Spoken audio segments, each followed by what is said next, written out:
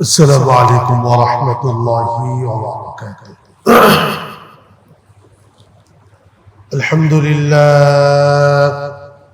الحمد لله نحمده ونستعينه ونستغفره ونؤمن به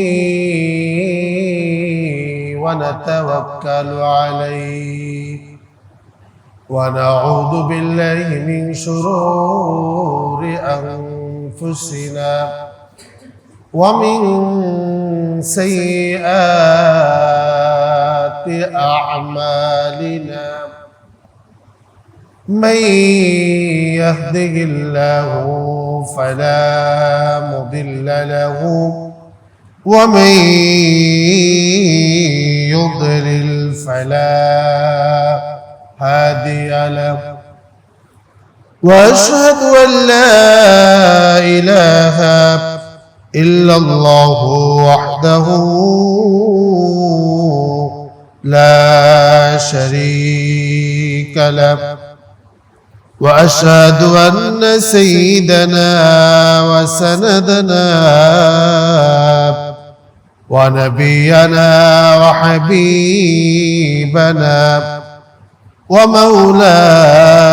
ومولانا محمدا عبد الله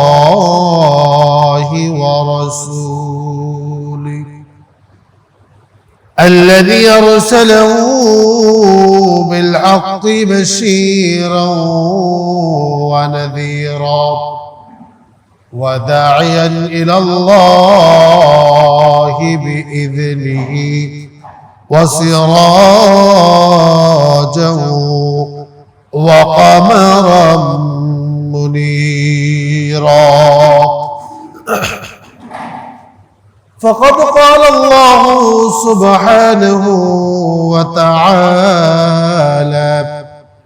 في كلامه المجيد وفي فرقانه الحميد أعوذ بالله من الشيطان الرجيم সবাই পড়ি أعوذ بالله من الشيطان الرجيم بسم الله الرحمن الرحيم أحسب الناس أن يتركوا أن يقولوا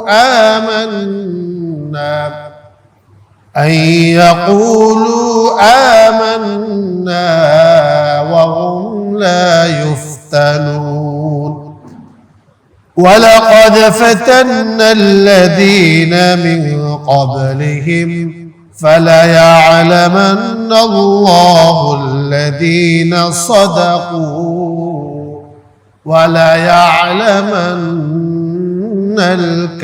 الكاذبين وقال النبي صلى الله عليه وسلم ما يصيب المسلم من نصب ولا وصب ولا هام ولا هزن ولا أذى ولا غام حتى شوكة يشاكها إلا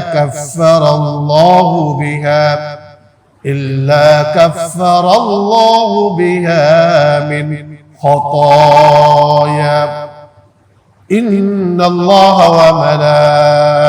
وملائكته يصلون على النبي يا أيها الذين آمنوا صلوا عليه وسلموا تسليما اللهم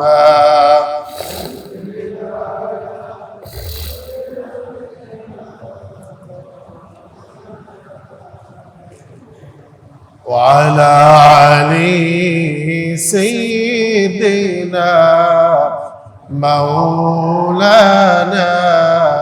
محمد بلغ العلا بكماله كشف الدجى بجماله حسنت جميع خصاله صلوا عليه وآله معزز محترم حضرات উলামায়ে কেরাম মুরব্বিয়ানে আযম কলিজার টুকরা প্রিয় যুবক ভাইরা পর্দার আড়ালের সম্মানিত আমার মা ও বোনেরা মহান আল্লাহ সুবহানাহু ওয়া তাআলার দরবারে কৃতজ্ঞতা জ্ঞাপন করছি যে মহান আল্লাহ সুবহানাহু ওয়া তাআলা আমাদেরকে মুহররম মাসের আজকের এই প্রথম জুমায় মসজিদে আগে আগে আসার কোরআন ও হাদিসের আলোকে কিছু কথা বলার শোনার তৌফিক দান করেছেন।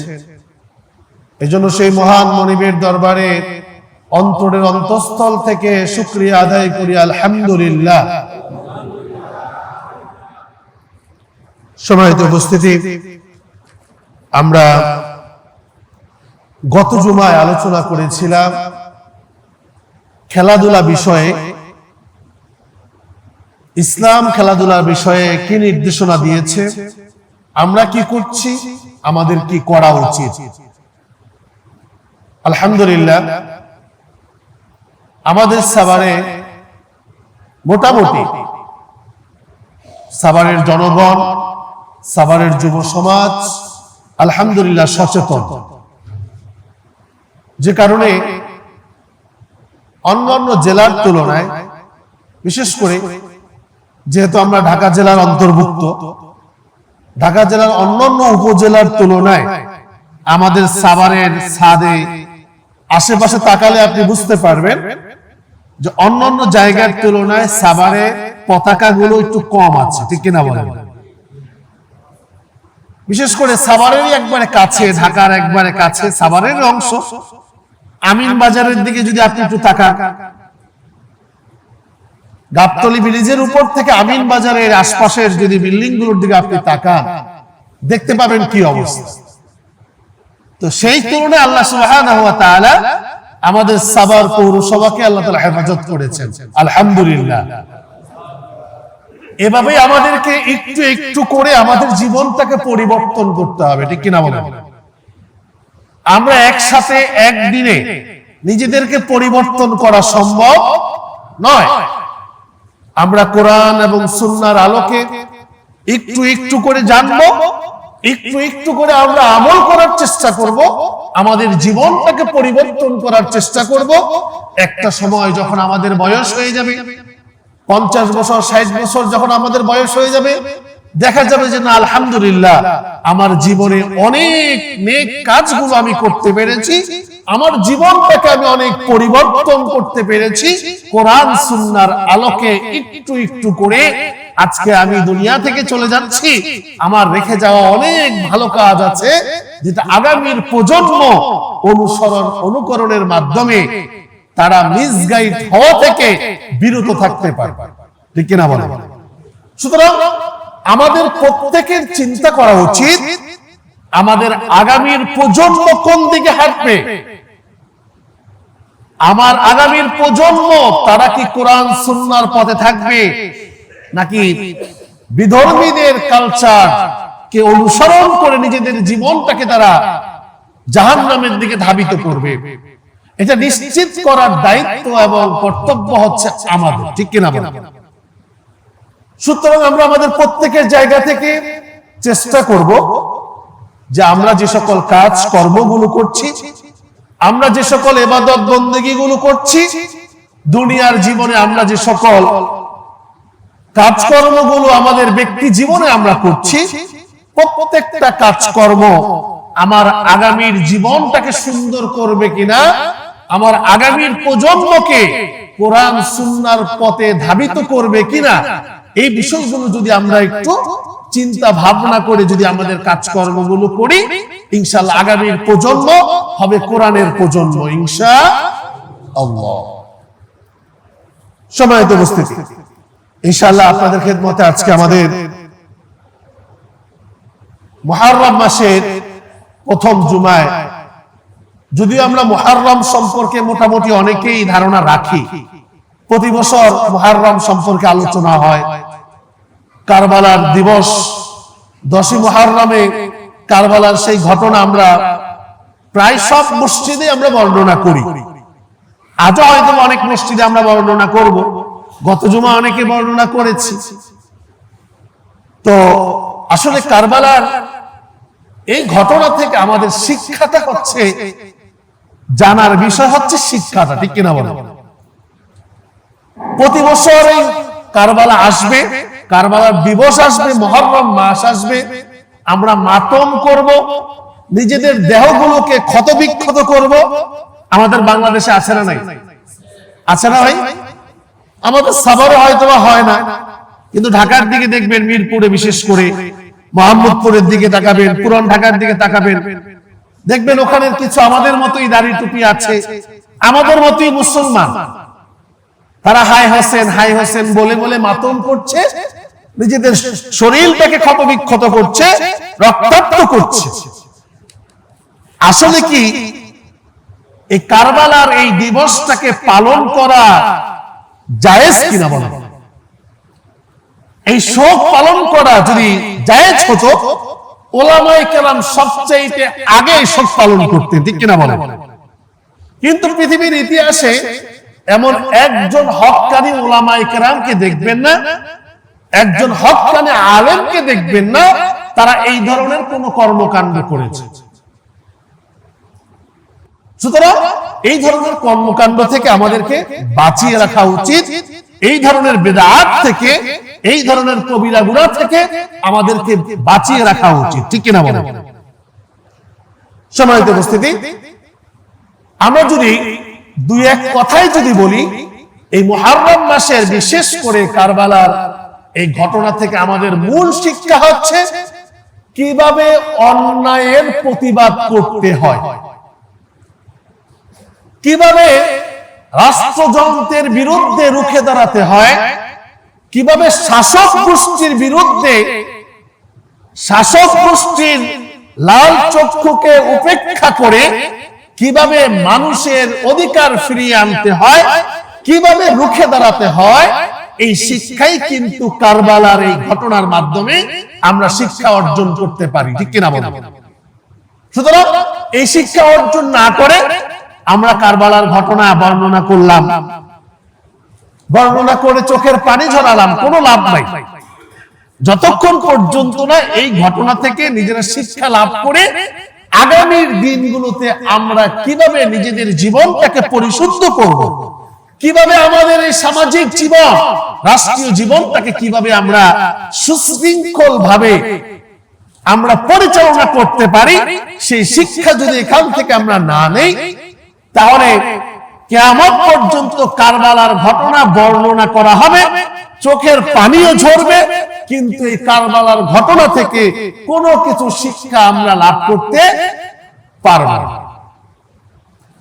প্রিয় ভাইয়েরা, আল্লাহ তাআলা আমাদের সকলকে এই কারবালার ঘটনা থেকে যেভাবে ইমাম হুসাইন রাদিয়াল্লাহু তাআলা আনহু যেভাবে অন্যায়ের বিরুদ্ধে রুখে দাঁড়িয়েছিলেন, যেভাবে সমাজের মানুষের অধিকারগুলো ফিরিয়ে আনার জন্য নিজের জীবনকে বিলিয়ে দিয়েছেন, পরিবারের সদস্যদেরকে কোরবান করেছেন, নিজের জীবনের শেষ রক্তবিন্দু থাকা পর্যন্ত তিনি ইসলামের জন্য, দ্বীন প্রতিষ্ঠার জন্য তিনি যেভাবে আন্দোলন সংগ্রাম করে গিয়েছেন, আল্লাহ সুবহানাহু ওয়া তাআলা আমাদেরকেও আমাদের জীবনের শেষ মুহূর্ত পর্যন্ত সেভাবে ইসলামকে প্রতিষ্ঠা করার জন্য জীবনের প্রতিটি ক্ষেত্রে আমরা যেন কোরআন এবং সুন্নাহর বিধানগুলোকে প্রতিষ্ঠা করতে পারি। আল্লাহ তাআলা আমাদের সকলকে তৌফিক দান করুন। আমিন। প্রিয় ভাইরা, আজকের জুমায় আমরা আপনাদের খেদমতে আলোচনা করার জন্য চেষ্টা করছি ইসলামের পথে পরীক্ষা অনিবার্য।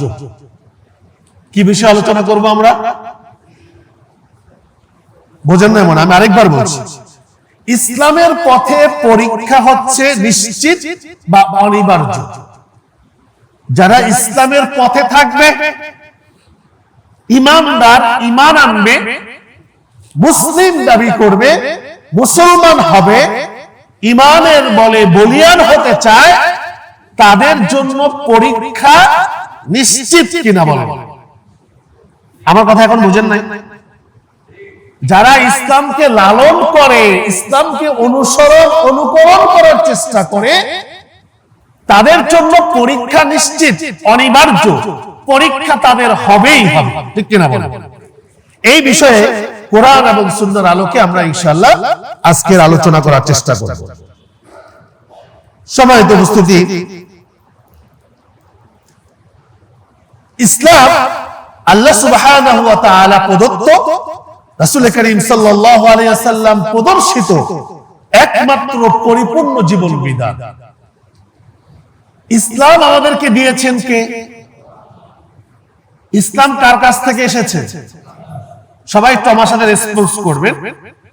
ইসলাম আমাদেরকে দিয়েছেন কে? কে দিয়েছেন? আল্লাহ সুবহানাহু ওয়া তাআলা।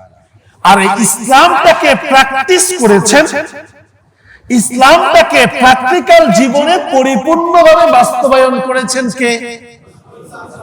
রাসূলুল্লাহ সাল্লাল্লাহু আলাইহি ওয়াসাল্লাম, ঠিক কিনা বলেন? এইজন্য আল্লাহ প্রদত্ত, রাসূল সাল্লাল্লাহু আলাইহি ওয়াসাল্লাম প্রদর্শিত যে কিভাবে ইসলামকে মানতে হয়, অনুসরণ করতে হয়, অনুকরণ করতে হয়, এটা করিয়েছেন কে? এটা করেছেন কে? মুহাম্মদুর রাসূলুল্লাহ সাল্লাল্লাহু আলাইহি ওয়াসাল্লাম। প্রিয় ভাইরা, এইজন্য আমরা দেখব যে আল্লাহ সুবহানাহু ওয়া তাআলা যে পরিপূর্ণ জীবন বিধান আমাদের জন্য দিয়েছেন, জীবনের কোন কোন ক্ষেত্রে আমাদেরকে আল্লাহ তাআলা পরীক্ষা নেবেন। এক নম্বরে, যে কোন ব্যক্তি ঈমানের দাবির পর তার জীবনে পরীক্ষা অবশ্যই অবশ্যই অবশ্যই আসবে। ঈমান গ্রহণ করবে, তার জীবনে পরীক্ষা আসবে না, এটা অসম্ভব। কি ভাই? এটা অসম্ভব। এজন্য আল্লাহ সুবহানাহু ওয়া তাআলা পবিত্র কোরআনুল কারীমে এই প্রসঙ্গে বলছেন, আহাসিবান নাস, মানুষ কি মনে করেছে, মানুষ কি মনে করেছে যে তারা শুধু ঈমান এনেছে, এ কথা বলার পরে আমি তাদেরকে ছেড়ে দেব? আহাসিবান নাস আইয়ুতরাকু আইয়াকুলু আমান্না ওয়া হুম লা ইফতানুন, মানুষ কি মনে করেছে যে তারা বলবে যে আল্লাহ আমরা তো ঈমান এনেছি, আমরা তো মুসলমানের ঘরে জন্মগ্রহণ করেছি, আমার দাদা মুসলমান ছিলেন, বাবা মুসলমান ছিলেন, আমার দাদার দাদা মুসলমান ছিলেন, আমার 14 গোষ্ঠী 16 গোষ্ঠী 20 গোষ্ঠী যত আছে, একবারে জীবনের পুরো শুরু থেকে আমার গোষ্ঠী সবাই মুসলমান ছিলেন, আল্লাহ আমিও তো মুসলমান। এ কথা বললে কি আল্লাহ তাআলা ছাড় দিয়ে দিবেন? না। আল্লাহ তাআলা বলছেন আহাসিবান নাস, মানুষ কি মনে করেছে, সে বলবে যে আমি মুসলমানের ঘরে জন্মগ্রহণ করেছি, আমার দাড়ি ছিল, আমার টুপি ছিল, আমার জুব্বা ছিল, আমি নামাজ পড়েছি, রোজা করেছি, হজ করেছি, যাকাত দিয়েছি, আর তাকে ছেড়ে দেয়া হবে? অসম্ভব কথা। এটা মনে করলে চলবে না যে আপনি মুসলমানের ঘরে জন্মগ্রহণ করেছেন আর আপনাকে কোনো কিছু জিজ্ঞাসা ছাড়াই, পরীক্ষা ছাড়াই আপনাকে জান্নাতে প্রবেশ করায় দেয়, অসম্ভব কথা। এজন্য আল্লাহ সুবহানাহু ওয়া তাআলা বলছেন, ওয়ালাকাদ ফাতান্নাল্লাযীনা মিন ক্বাবলিহিম ফালায়া'লামান্নাল্লাহুল্লাযীনা সাদাকু ওয়া লায়া'লামান্নাল কাযিবিন। আল্লাহ তাআলা বলছেন, অবশ্যই আমি তাদের পূর্ববর্তীদেরকে পরীক্ষা করেছিলাম। দুনিয়াতে কি আমরাই কি ফার্স্ট? বলেন, আমরাই কি দুনিয়াতে প্রথম, নাকি আমাদের পূর্বে অনেক মানুষ গত হয়েছে? আমাদের পূর্বে অনেক মানুষ দুনিয়া থেকে চলে গেছে না? আমাদের পূর্বেও যারা দুনিয়াতে এসেছিলেন ঈমান গ্রহণ করেছেন, প্রত্যেকটা মানুষকে, প্রত্যেকটা ঈমানদারকে আল্লাহ সুবহানাহু ওয়া তাআলা পরীক্ষার সম্মুখীন করেছেন। এটাই আল্লাহ তাআলা বলছেন যে অবশ্যই আমি তাদের পূর্ববর্তীদেরকে পরীক্ষা করেছি, ফলে আল্লাহ অবশ্যই প্রকাশ করে দিবেন কারা সত্যবাদী আর কারা মিথ্যাবাদী। এই যে আমরা বলি যে আমরা ঈমানদার, আমরা মুসলমান, এটা মুখে মুখে আমরা বলি না? মুখে মুখে কিন্তু ঠিকই বলি যে আমি মুসলমানের সন্তান, আমি ঈমানদার, কিন্তু আমার কাজে কর্মে, কথার সাথে কাজের সাথে কোনো মিল আছে? কোনো মিল নাই। আপনি যে শুধু মুখে বলবেন যে আমি মুসলমান, আপনার এই সত্যের পক্ষে আপনাকে সাক্ষ্য দিতে হবে কাজ, কথা এবং কাজের ভিতরে মিল নেই, ঠিক কিনা বলেন? আপনি মুসলমান, আপনি আমাকে ভালোবাসেন, আপনি আমাকে ভালোবাসেন, এটার প্রমাণ কখন হবে?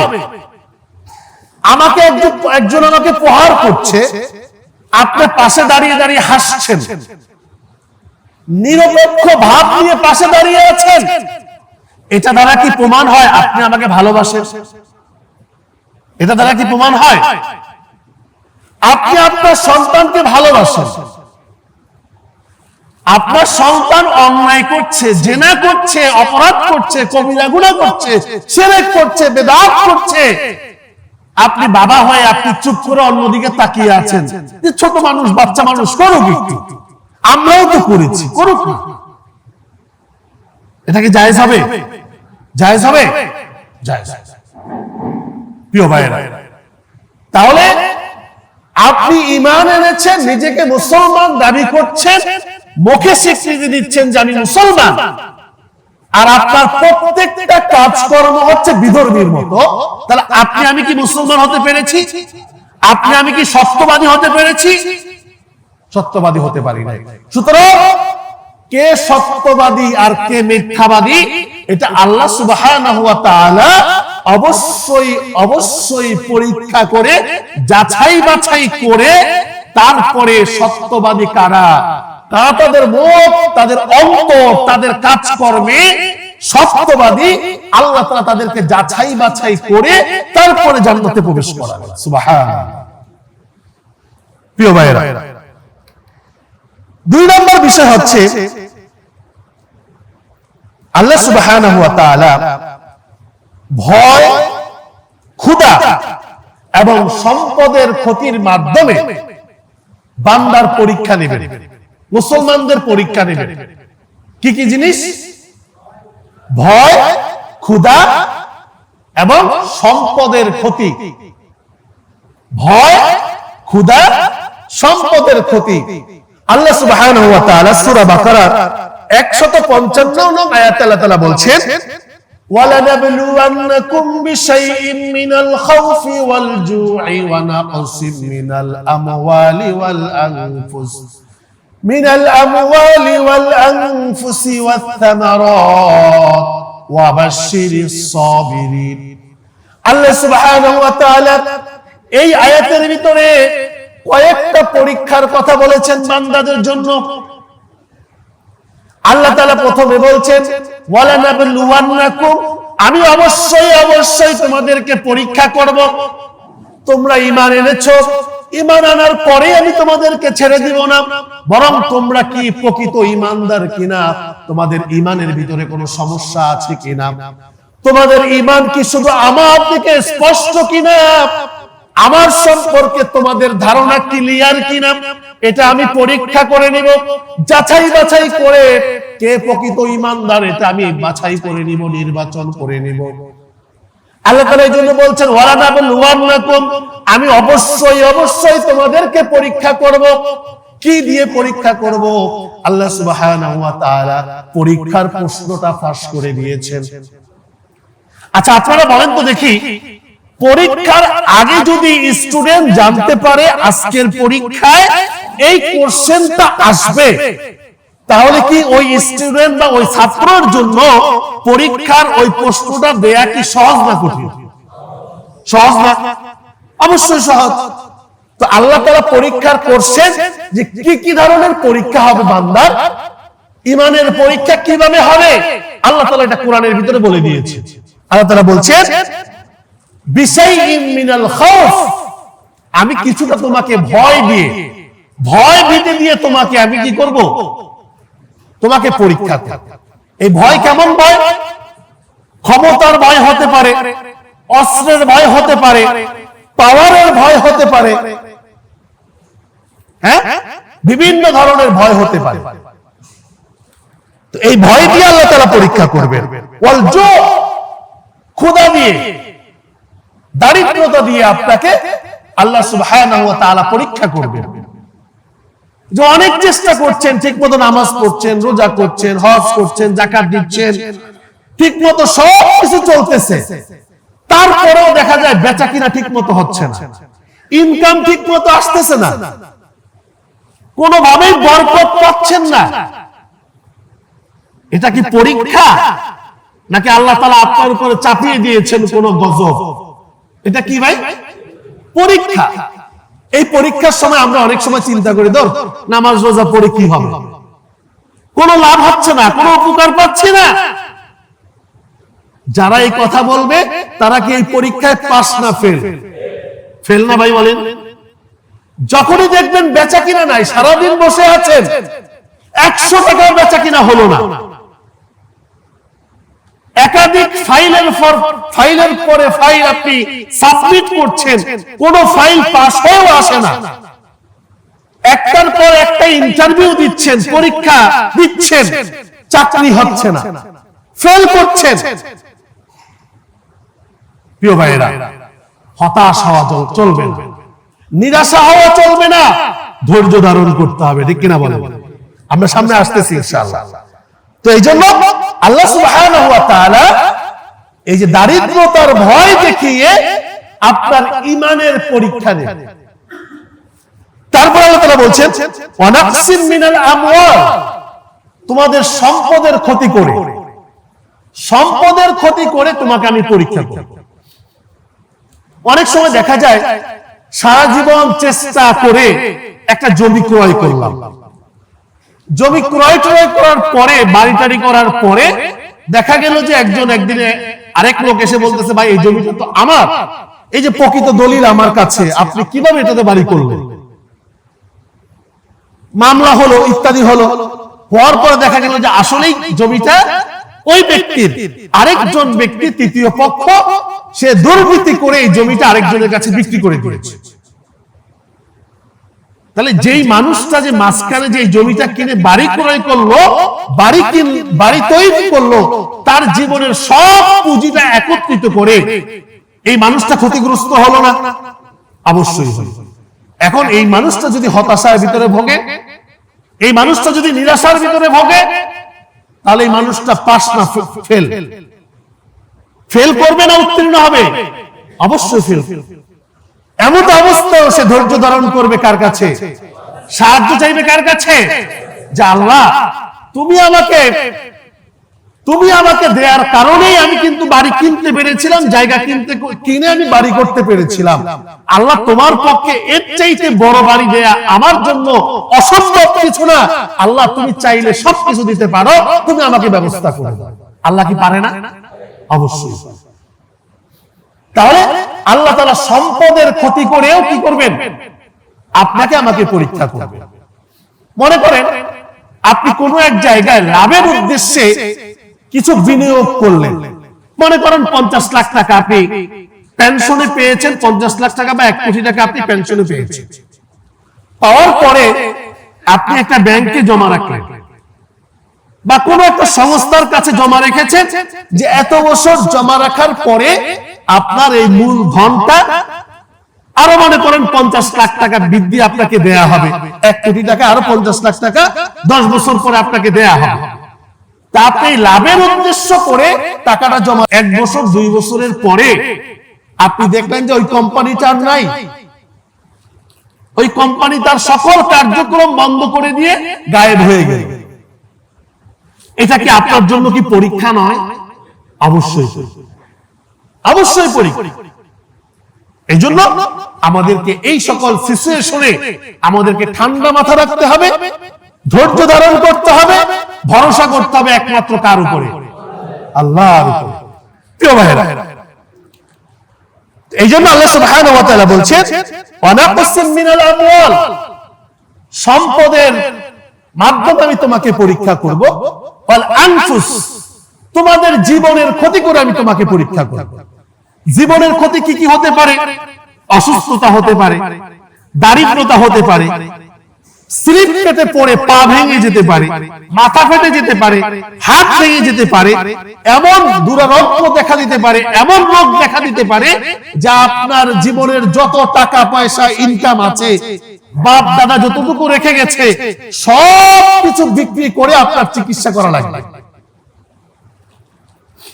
এমন অবস্থায় ঈমান ধরে রাখা সহজ না কঠিন? অবশ্যই কঠিন। আমরা নিরাশা হয়ে যাই, হতাশ হয়ে যাই, হাসপাতালে দৌড়াই, অমুক ভাইয়ের কাছে দৌড়াই, অমুক শিল্পপতির কাছে দৌড়াই, অমুক ব্যবসায়ীর কাছে দৌড়াই সহযোগিতার জন্য, মসজিদে আসি সহযোগিতার জন্য। একবারের জন্যই কি আল্লাহ তাআলার কাছে চেয়েছি? আল্লাহ তাআলার কাছে কি একবারের জন্য গিয়েছি? যাই। তাহলে এই যে বিপদ আপনাকে দিয়েছে, কে কে দিয়েছে ভাই? আল্লাহ বিপদ দিয়েছে। এই বিপদ থেকে রক্ষা করতে পারেন কে? আল্লাহ। প্রিয় ভাইরা, এজন্য আল্লাহ সুবহানাহু ওয়া তাআলা ক্ষুধা, ভয়, সম্পদের ক্ষতির মাধ্যমে আমাদেরকে অবশ্যই অবশ্যই পরীক্ষা করবেন।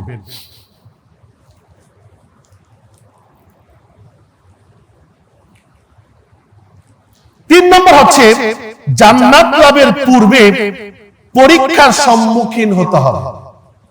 আমরা অনেক সময় চিন্তা করি যে জান্নাতে এমনি চলে যাব, মরে গেলে আর কিছু হবে না, মরে গেলে ওটা পরে দেখা যাবে। এই ধরনের কিছু কথা আমাদের সমাজের মানুষ বলে কিনা বলেন? যে দুনিয়া তো আছে, খেয়ে দে, ছেলে মেয়েকে নিয়ে ভালো আছি, তো মরার পরেরটা পরে দেখা যাবে। আরে ভাই, তোমার এমন কি ক্ষমতা হয়েছে, এমন কি অর্থ সম্পদ তোমার হয়েছে যে তুমি মরার পরে আলাদাভাবে দেখবা সেটাকে? ওখানে কি ম্যানেজ করার কি কোনো সুযোগ আছে? দুনিয়াতে একটা বিপদে পড়েছি, এক ভাইকে বলি যে ভাই একটু ম্যানেজ করে দেন না, ভাই আপনার জন্য এত কষ্ট করেছি, আপনার নির্বাচন করে দিয়েছি, ভাই আপনার জন্য জেলে গিয়েছি, ভাই আপনার জন্য অনেক নির্যাতন, অনেক মাইর খেয়েছি, ভাই একটু সহযোগিতা করেন, এই বিপদে পড়েছি। সহযোগিতা পাচ্ছি কিনা বলেন? দুনিয়াতে পাচ্ছি না আমরা। আখিরাতে কি এই সহযোগিতা সম্ভব? সম্ভব? কেউ সহযোগিতা করবে না। ভাই তো তার নিজের পরিবার নিয়েই, নিজেকে নিয়েই ব্যস্ত থাকবে, ইয়া নাফসি করবে। আপনাকে চিনার সময় আছে না? চিনার সময়। এটার কিছু নজির তো দুনিয়াতেই আছে, তাই না? আমাকে ভোট টোট দিয়ে, ক্ষমতা দিয়ে যখন আমাকে চেয়ারে বসাবেন, তখন আর আমি আপনাকে চিনি না। আমার সাথে দেখা করার জন্য 4-5 জন লোক আপনাকে ধরতে হয়, ওয়েট করতে হয়, ঘন্টার পর ঘন্টা বসে থাকতে হয়, তাই না? তারপরে সাক্ষাৎ করা, আপনার কথা শোনার মতো সময় আমার কাছে না। তো দুনিয়াতেই দেখতে পাচ্ছেন। আর কঠিন হাসরের মাঠে, কিয়ামতের মাঠে কি অবস্থা হবে চিন্তা করে দেখেন। প্রিয় ভাইরা, এই জন্য জান্নাত আমরা যারা লাভ করতে চাই, জান্নাত পেতে চাই, জান্নাত পাওয়ার জন্য অবশ্যই অবশ্যই পরীক্ষায় আপনাকে আমাকে অবতীর্ণ হতেই হবে, হতেই হবে। আল্লাহ সুবহানাহু ওয়া তাআলা বলছেন, আম হাসিবাতুম আন তাদখুলুল জান্নাহ, মানুষ কি মনে করেছে তাদেরকে এমনি এমনি জান্নাতে প্রবেশ করানো হবে? কে বলছে এটা? কে বলছে ভাই? আল্লাহ বলছে। ওয়ালাম্মা ইয়াতিকুম মাসালুল লাযীনা খালাউ মিন ক্বাবলিকুম মাসাতহুমুল বা'সাউ ওয়াদ-দাররা ওয়া যুলজিলু হাত্তা ইয়াকুলার রাসূল ওয়াল লাযীনা আমানু মা'আহু মাতা নাসরুল্লাহ আলা ইন্না নাসরাল্লাহি করিব। আল্লাহ সুবহানাহু ওয়া তাআলা এই আয়াতের ভিতরে বলছে যে তোমরা কি মনে করেছো যে তোমাদেরকে এমনিতেই জান্নাতে প্রবেশ করে দেয়া হবে? অথচ এখনো তোমাদের কাছে তোমাদের পূর্ববর্তীদের মতো এখনো সেই নির্যাতন, এখনো তাদের মতো সেই ত্যাগ তোমাদের করতে হয় নাই, সেই নির্যাতন এখনো তোমাদের উপর আসে নাই। আমরা এমনি জান্নাতে যেতে চাই, এমনি ইমানদার হতে চাই, কোন পরীক্ষার সম্মুখীন হলাম না, জান্নাতে আল্লাহ তাআলা এমনি পৌঁছায় দিবে, এত সহজ না, ঠিক কিনা বলেন? জান্নাত এত সহজ না। জান্নাতে যাওয়া সহজ, ঠিক আছে, কিন্তু এত সহজ নয় প্রিয় ভাইরা। এইজন্য রাসূল করিম সাল্লাল্লাহু আলাইহি ওয়াসাল্লাম এর জামানায় হযরত খাব্বাব রাদিয়াল্লাহু তাআলা আনহু তিনি এসে আল্লাহ রাসূল সাল্লাল্লাহু আলাইহি সাল্লামকে বলছেন, ইয়া রাসূলুল্লাহ, এত জুলুম, এত নির্যাতন হচ্ছে, এখনো কি আপনি আল্লাহ তাআলার কাছে সাহায্য চাইবেন না? আল্লাহ তাআলার সাহায্য আর কতটুকু? মাতা নাসরুল্লাহ, কখন আসবে আল্লাহ তাআলার সাহায্য আমাদের জন্য? আল্লাহ রাসূল সাল্লাল্লাহু আলাইহি সাল্লাম বললেন, খাব্বাব শোনো, ধৈর্য ধারণ করো, অপেক্ষা করো, অপেক্ষা করো। তোমাদের পূর্ববর্তী বিভিন্ন নবী রাসূলদের সময়ে তার উম্মতদেরকে এমন ভাবে নির্যাতন করা হয়েছে, মাটির ভিতরে পুঁতে তাদেরকে করাত দিয়ে দুখণ্ডিত করা হয়েছে। তোমাদের পূর্ববর্তী বিভিন্ন নবীদের সময়ে তার উম্মতদেরকে ঈমান গ্রহণ করার কারণে তাদেরকে লোহার চিরুনি দিয়ে তাদের শরীরের গোশতগুলো একদিকে সরানো হয়েছে, হাড়গুলোকে আরেক দিকে সরানো হয়েছে। এই নির্যাতন কি আমাদের উপর হয়েছে? ঈমানী পরীক্ষা, ঈমানী পরীক্ষা এত সহজ নয় প্রিয় ভাইরা। এজন্য আল্লাহ সুবহানাহু ওয়া তাআলা বলছেন, আলা ইন্না নাসরাল্লাহি করিব, দিন প্রতিষ্ঠা করার জন্য তোমাদেরকে কাজ করে যেতেই হবে ধৈর্যের সাথে। ধৈর্যের সাথে তোমাদেরকে দিন প্রতিষ্ঠা করার জন্য, ঈমানী পরীক্ষা দেওয়ার জন্য তোমাদেরকে ধীর পায়ে এই জমিনের মাঝে থাকতে হবে, ধৈর্য ধারণ করতে হবে, আল্লাহ তাআলার উপর তাওয়াক্কুল করে কাজ সামনের দিকে অগ্রসর করতে হবে। তাহলেই দেখবে আল্লাহ তাআলার সাহায্য তোমাদের একবারে নিকটবর্তী চলে এসেছে, ঠিক কিনা বলেন প্রিয় ভাইরা? এইজন্য আল্লাহ সুবহানাহু ওয়া তাআলা আমাদেরকে বলছেন যে তোমাদেরকে এমনি জান্নাতে যেতে দেওয়া হবে না, ঈমানের অগ্নি পরীক্ষা দিয়েই তোমাদেরকে জান্নাতে যেতে হবে। 4 নম্বর হচ্ছে সম্পদ আর সন্তান পরীক্ষা। সম্পদ, আমাদের সন্তান সন্ততি যা আছে, এটাও আমাদের জন্য কি ভাই? আমার কথা বোঝেন না আপনারা? একটু আওয়াজ করেন। আমাদের সম্পদ, আমাদের ছেলে মেয়ে, স্ত্রী পরিজন, এগুলো আমাদের জন্য কি? সবাই বলে নাই, আরেকটু জোরে, জোর হয় নাই? শত শত মানুষ একসাথে যদি সবাই বলে অনেক আওয়াজ হয় না? বলেন। তাহলে সম্পদ, ছেলে মেয়ে, স্ত্রী পরিজন, এগুলো আমাদের জন্য কি? পরীক্ষা। কেমন পরীক্ষা? আজকে সম্পদের জন্য, ছেলে মেয়ের জন্য ঈমান, আকীদা, চরিত্র সবকিছু আমরা ধূলিসাৎ করে দিচ্ছি কিনা বলেন?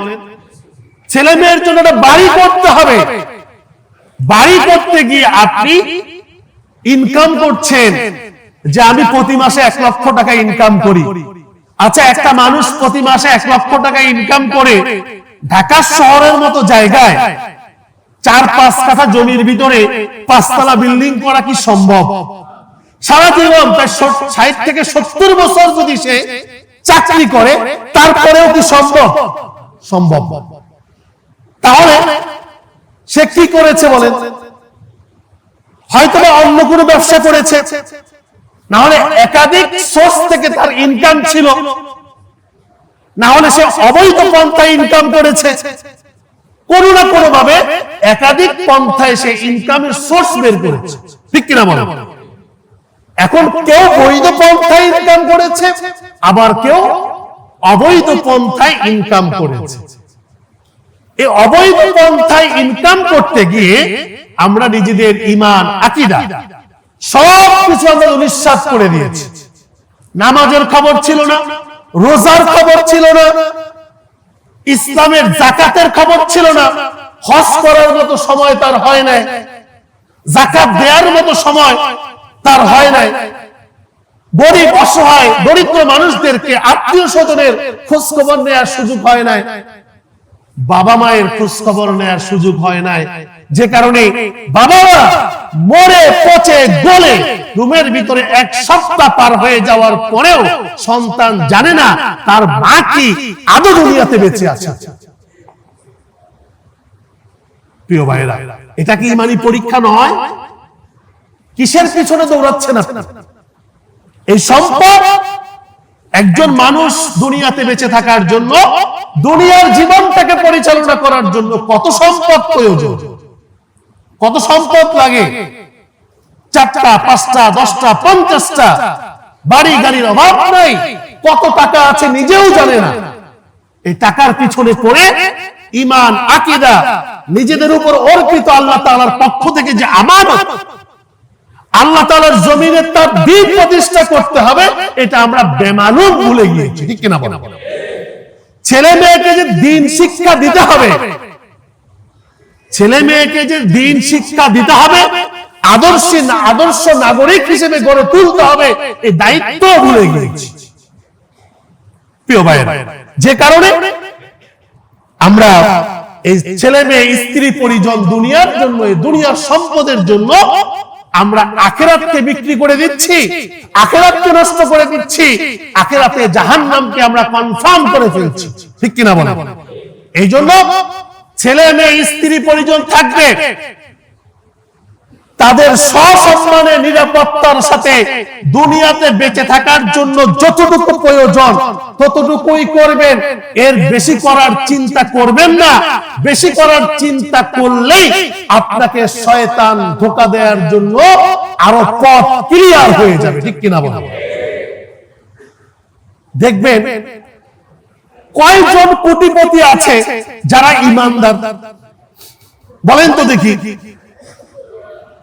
আমাদের এখানেও তো আলহামদুলিল্লাহ অনেক আপনারা শিল্পপতি আছেন, অনেক ডাক্তার আছেন, ইঞ্জিনিয়ার আছেন, অনেক কোটিপতি আছেন। একজন ভাই হাত তুলে একটু দেখান তো, হুজুর আমি ঈমানদার, আমি লক্ষ লক্ষ কোটি টাকার মালিক, আমি একটা গুনাহ আজ পর্যন্ত করি নাই, আল্লাহ তাআলার একটা বিধানও আমি আজ পর্যন্ত অমান্য করি নাই। হাত তুলে একটু দেখান তো দেখি। এই যে হাজার হাজার শত শত মানুষ, একজনও তো আমরা হাত তুলতে পারলাম না। তাহলে এই কোটি কোটি টাকার সম্পদের কোনো মানে হয়, কোন দরকার আছে? যেই টাকা, যেই গাড়ি, যেই বাড়ি, যেই মান সম্মান ইজ্জত, যেই ক্ষমতা আপনাকে জান্নাতে নিতে পারবে না, সেই ক্ষমতার কোনো প্রয়োজন নাই, সেই বাড়ি গাড়ির কোনো প্রয়োজন নাই, সেই সন্তানের কোনো প্রয়োজন নাই, সেই পরিবারের কোনো প্রয়োজন নাই। সবকিছু ত্যাগ করতে হবে। যেই পরিবারে থাকলে আপনার জান্নাত নষ্ট হয়ে যাবে, যেই পরিবারের জন্য কাজ করতে গেলে আপনাকে হারাম কাজ করতে হবে, যেই পরিবারকে মেনটেন করতে গিয়ে আপনাকে অবৈধ পন্থা ইনকাম করতে হবে, ওই পরিবারের দরকার নাই। আছে নাকি ভাই? পরিবারটাকে এমন ভাবে গঠন করতে হবে, পরিবারটাকে এমন ভাবে দ্বীনী পরিবেশে আপনাকে গঠন করতে হবে, পরিবারের পক্ষ থেকে যেন এই কথা বলে, আমরা না খেয়ে থাকবো, 1 টাকার দুর্নীতি তুমি করবে না, 1 টাকার হারাম টাকা আমার বাসায় নিয়ে আসবে না, 1 টাকার হারাম টাকা আমাদের বাসায় প্রবেশ করবে না। এভাবে যদি পরিবার যদি না বলে, স্ত্রীরা যদি না বলে, তারা তো স্ত্রী হতে পারে না, ঠিক কিনা বলে? এমন স্ত্রীর দরকার নাই, এমন স্ত্রীর আমার প্রয়োজন। তাহলে স্ত্রীদেরকে এমন ভাবে গঠন করতে হবে, স্ত্রী যেন বলে যে আমি 4 দিন 5 দিন না খেয়ে থাকবো, কোনো সমস্যা নাই, আমার সোনা গয়নার প্রয়োজন নাই, আমি চাই তুমি 100 টাকা ইনকাম করবে, 100 টাকা হালাল হইতে হবে 100%।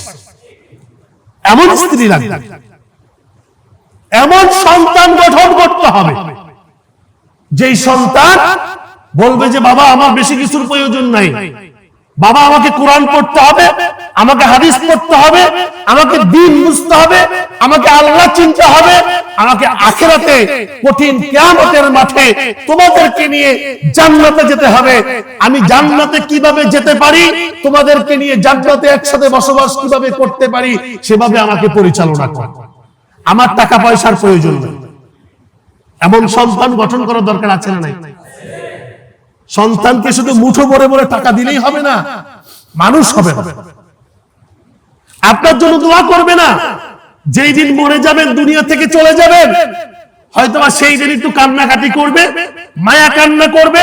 2 দিন পরে দেখবেন বন্ধু বান্ধবের সাথে আপনার এই কষ্টে অর্জিত মাথার গাম পায়ে ফেলে আপনার বাড়ির ছাদে বসে বসে গাঁজা ইয়াবা খাচ্ছে। অথচ আপনি তো সন্তানকে শিক্ষা দেওয়ার কথা ছিল, রব্বির হামহুমা কামা রাব্বায়ানি সগীরা। এই দোয়া কেন শিক্ষা দিলেন না আপনি? এটার জন্য তো আপনার সন্তান দায়ী নয়, আপনি দায়ী। না, আপনি সন্তানকে এই দোয়া শিক্ষা দেন নাই, সময় দেন নাই, টাকার পিছনে দৌড়াইছে। সন্তান স্ত্রী পরিবারের জন্য শান্তির জায়গা তৈরি করতে গিয়ে আপনি সন্তানকে দিন থেকেই সরায় ফেলছেন। এমন নিশ্চিত, এমন আগামী ভবিষ্যৎ আপনি গড়ে দিয়েছেন যে তারা জাহান্নামের দিকে ধাবিত হচ্ছে। সুতরাং আমাদেরকে এখন সচেতন হওয়া দরকার, সন্তানগুলোকে এমন ভাবে গঠন করা দরকার যেভাবে সন্তান আমি মৃত্যুর পরেও আমার জন্য কান্না করবে, 5 ওয়াক্ত নামাজ পড়ে নামাজের পরে আমার জন্য দোয়া করবে, রব্বির হামহুমা কামা রাব্বায়ানি সগীরা। আল্লাহ, আমার বাবা মা ছোটবেলায় আমার উপর যেমনি ভাবে রহম করেছিল, আল্লাহ আমার বাবা মা যেমনি ভাবে ছোটবেলায় আমি বলতে পারি নাই আমার সমস্যার কথা, হাঁটতে পারি নাই, চলতে পারি নাই, আমার বাবা মা যেমনি ভাবে আমার উপর রহম করেছে, আল্লাহ আজকে আমার বাবা মা বৃদ্ধ হয়ে গেছেন, আমার বাবা মা কবরে চলে গেছেন, আল্লাহ আমার বাবা মায়ের উপরেও আপনি একই ভাবে আপনি রহম করেন। এই দোয়া শিক্ষা দিতে হবে না? আল্লাহ তাআলা আমাদেরকে বুঝার তৌফিক দান করুন, আমিন।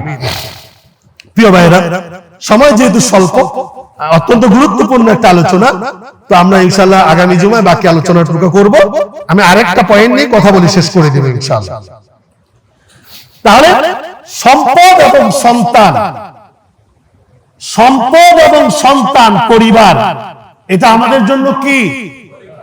সবাই বলে নাই? পরীক্ষা। খুব সচেতন থাকতে হবে, খুবই সচেতন থাকতে হবে। সন্তানের পরীক্ষা, স্কুলে সন্তানের পরীক্ষা আছে, 10 মিনিট পরে কি আপনি নিয়ে যাবেন? আপনি তো 10 মিনিট আগে নিচ্ছেন না। 8টায় পরীক্ষা শুরু হবে, আপনি তো ঠিকই 7:30 থেকে ঘুম থেকে উঠিয়ে মুখ টুক ধুয়ে ব্রাশ করিয়ে নাস্তা তৈরি করে দিয়ে স্কুলে নিয়ে যাচ্ছেন টাইমের আগে। আপনার সন্তানটা যে ফজরের নামাজটা যে পড়লো না, সন্তানটাকে যে ফজরের নামাজ পড়ালেন না, আপনার সন্তানটাকে যে নিজে হাতে জাহান্নামের দিকে ঠেলে দিলেন, কি কারণে? একবারও কি চিন্তা করেছি আমরা? একবারও চিন্তা করি? প্রিয় ভাইরা, এজন্য যেমনি ভাবে দুনিয়ার প্রতিষ্ঠিত করার জন্য আপনার সন্তানকে ঘুম থেকে তুলে স্কুলে নিয়ে যাচ্ছেন, এই সন্তানের দায়িত্ব আখিরাতে ওই সন্তানকে জাহান্নাম থেকে বাঁচানোর জন্য আপনার কি কোনো দায়িত্ব নাই? অবশ্যই দায়িত্ব আছে। এজন্য আল্লাহ সুবহানাহু ওয়া তাআলা বলছেন, ইয়া আইয়ুহাল্লাযীনা আমানু কু আনফুসাকুম ওয়া আহলিকুম নার। নিজেদেরকে বাঁচাও জাহান্নামের আগুন থেকে, তারপরে ছেলে মেয়ে স্ত্রী পরিজন তাদেরকে জাহান্নামের আগুন থেকে বাঁচাও। তাহলে আপনি দুনিয়ার শান্তি নিশ্চিত করলেন, সন্তানকে দুনিয়াতে প্রতিষ্ঠিত করার জন্য মাথার ঘাম পায়ে ফেলাইলেন। দুনিয়ার শান্তির জন্য, আখিরাতের জন্য কি করলেন? অথচ দুনিয়ার জীবন কতদিনের ভাই? 50 বছর, 60 বছর, 70 বছর, এর চাইতে বেশি হবে।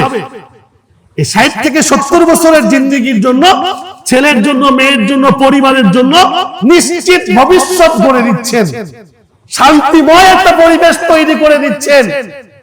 আর যেই জীবনে আপনার সন্তান, আপনার স্ত্রী পরিজন আনলিমিটেড জীবন যাপন করতে হবে, যেই জীবনের কোনো শেষ নাই, ওই জীবনের জন্য আপনি কিছুই করলেন না, আপনি আমি কি সফল না ব্যর্থ? স্বাভাবিক ব্যর্থ না চরম ব্যর্থ? চরম ব্যর্থ। তাহলে কি আমরা কি ব্যর্থ হতে চাই না সফল হতে চাই?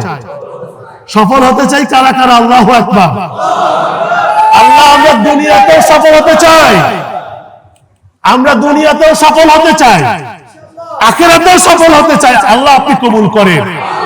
আমাদের সন্তানগুলোকে আমরা দুনিয়াতেও সফল করতে চাই, আখিরাতেও সফল করতে চাই। আল্লাহুম্মা আমিন।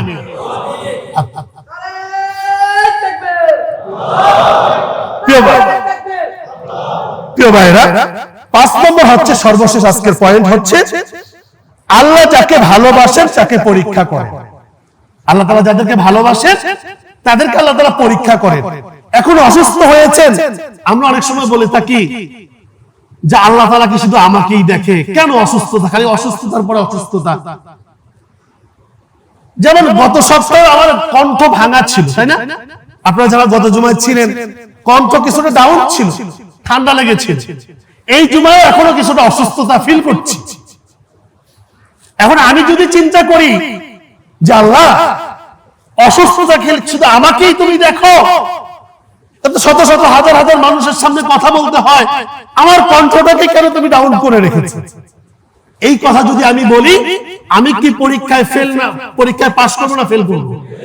ফেল না বলেন তো? ইমাম সাহেব হয়ে যদি আমি ফেল করি, তাহলে আমার মুসল্লিরা কি পাস হবে? পাস। তাহলে আমার কথা হচ্ছে, কণ্ঠ দিয়েছেন কে? গতকাল রাতেও তো আমি এত জোরে কথা বলতে পারি না। আল্লাহ তাআলা যদি আমার উপর রহম না করতেন, আল্লাহ তাআলা যদি আমার উপরে যদি করুণা না করতেন, আজকে কি আমি আপনাদের সামনে আলোচনা করতে পারতাম? অসম্ভব ছিল। তাহলে সকল সাহায্য করেন কে? সকল ক্ষমতার আধার কে? আল্লাহ তাআলা সবচাইতে ভালোবাসেন কিনা বলেন? বান্দাকে আল্লাহ তাআলা দুনিয়ার সবার চাইতে বেশি ভালোবাসেন, ঠিক কিনা বলেন? এই ভালোবাসেন দেখেই এখনো আমরা বেঁচে আছি। আমাদের জীবনের ম্যাক্সিমাম কাজকর্মগুলোই আমরা করি অন্যায় কাজ, তারপরেও আল্লাহ তাআলা একদিনের জন্য, 1 ঘন্টার জন্য, 1 সেকেন্ডের জন্য আল্লাহ সুবহানাহু ওয়া তাআলা আপনার আমার অক্সিজেন বন্ধ করে দেন নাই। আপনাকে আমাকে ভালোবাসেন, সুযোগ দিচ্ছেন, বারে বারে সুযোগ দিচ্ছেন। দেখি বান্দা ফিরে আসে কিনা, দেখি বান্দা ফিরে আসে কিনা। যখন ফিরে না আসবো, যখন মালাকুল মাউত আপনার আমার শিউরে চলে আসবে, ফিরে আসার আর সুযোগ নাই, আর কোন তাওবা গ্রহণ করা হবে না। ইযা জাআ আজালুহুম লা ইস্তাখিরুনা সাআতাও ওয়া লা ইস্তাকদিমুন। যখন মালাকুল মাউত আপনার সামনে চলে আসবে, আর কোনো কিছু পরিবর্তন করার সুযোগ নাই। এজন্য আল্লাহ তাআলা আমাদেরকে সুযোগ দিচ্ছেন। এই সুযোগ গ্রহণ করবেন তো ইনশাআল্লাহ? এই সুযোগটাকে কাজে লাগিয়ে নিজেকে জান্নাতি মানুষ হিসেবে গড়তে হবে, সাথে সাথে পরিবারের সদস্যদেরকেও জান্নাতি পরিবার হিসেবে গঠন করার জন্য সর্বোচ্চ চেষ্টা করতে হবে। পারবো ইনশাআল্লাহ? এই চেষ্টায় যদি কেউ বাধা দেয়, তাকে পরিবর্তন করতে হবে। কি করতে হবে? তার পিছনে কাজ করবেন, দাওয়াতি কাজ করবেন, পরিবারদেরকে বোঝানোর চেষ্টা করবেন। তারপরেও যদি না বোঝে, কিছু করার নাই। আল্লাহ তাআলা সুযোগ দিয়েছেন না কয়টা? 4টা সুযোগ দিছে না? সমস্যা কি? ব্যবহার করবেন, ব্যবহার করবেন। প্রয়োজন হলে পরিবর্তন করবেন। তারপরও দ্বীনি পরিবেশ প্রত্যেকটা পরিবারের ভিতরে কায়েম করতে হবে। এটা আমাদের জন্য, আমার জন্য, আপনার জন্য, আমাদের সকলের জন্য ফরজ আইন। এটা কার নির্দেশ? আল্লাহর নির্দেশ, আমার কথা নয়। যে মডেল মসজিদের ইমাম সাহেব হুজুর স্ত্রী পরিবর্তন করতে বলেছে, পরিবার পরিবর্তন করতে বলেছে, আমি এটা ডাইরেক্ট বলি নাই। আমি বলেছি তাকে সময় দেন, সুযোগ দেন, তাকে বোঝানোর চেষ্টা করুন। কোরআন হাদিস মানার জন্য উপদেশ দেন, নসিহত করেন, একাধিক চেষ্টা করেন, সাধনা করেন, সময় দেন, তারপরেও যদি আপনার পরিবারটাকে যদি জান্নাতি পরিবার হিসেবে গঠন করতে সহযোগিতা না করে, তাকে সাইড করে দেন। সুতরাং আপনার একার পক্ষে সম্ভব হবে না যদি আপনার স্ত্রী আপনাকে যদি সহযোগিতা না করে, ঠিক কিনা বলেন? দুজনের সমন্বয় কিন্তু প্রত্যেকটা পরিবার জান্নাতি পরিবার হিসেবে গড়ে উঠবে। এই জন্য আমরা আমাদের ছেলে মেয়েদের বিয়ে শাদীর ক্ষেত্রে কিন্তু খুব সচেতন হওয়া উচিত। টাকা পয়সা দেখেই শুধু বিয়ে দিবেন না, বাড়ি গাড়ি দেখেই শুধু বিয়ে দিবেন না, চেহারা সুন্দর হলেই বিয়ে দিবেন না, চরিত্রটা সুন্দর আছে কিনা সেটা আগে নির্ণয় করবেন। পারবেন তো ইনশাআল্লাহ? যে হুজুর এই ব্যাপারে কি আমরা সবাই ফেল করি, সবাই টাকা পয়সা দেখি যে বাবার কি আছে, কয়টা বাড়ি আছে, কয়টা গাড়ি আছে, কত লক্ষ টাকা জমা আছে, কিন্তু এই কথা চিন্তা করি না যে সে ঠিক মতো 5 ওয়াক্ত নামাজ পড়ে কিনা, মাঝে মাঝে 2-4টা রোজা রাখে কিনা, চরিত্রটা তার ভালো কিনা, এগুলো আমরা কেউ জিজ্ঞেস করি না। আমরা টাকা পয়সা, বাড়ি গাড়ি, ডিগ্রি ইত্যাদি শুধু এগুলি কেবলমাত্র আমরা দেখি, এগুলো পরের বিষয়। আগে দেখবেন মেয়েটা ভালো কিনা, ছেলেটা ভালো কিনা, নামাজি কিনা, চরিত্রটা ভালো কিনা, এটা আগে নির্ণয় করতে হবে, তারপরে টাকা পয়সা পরের বিষয়। পারবো তো ইনশাআল্লাহ? আল্লাহ তাআলা আমাদের সকলকে বোঝার তৌফিক দান করুন, আমিন। ইনশাআল্লাহ বাকি আলোচনা আমরা আগামী জুমায় করব। আল্লাহ তাআলা আমাদের সকলকে সুস্থতার সাথে, নিরাপত্তার সাথে নেক হায়াত দারাজ করুন, আমিন। ওয়া আখিরু দাওয়ানা আলহামদুলিল্লাহি রাব্বিল আলামিন। যারা কাবলা জুমা পড়েনি, 4 রাকাত কাবলা জুমা পড়ুন।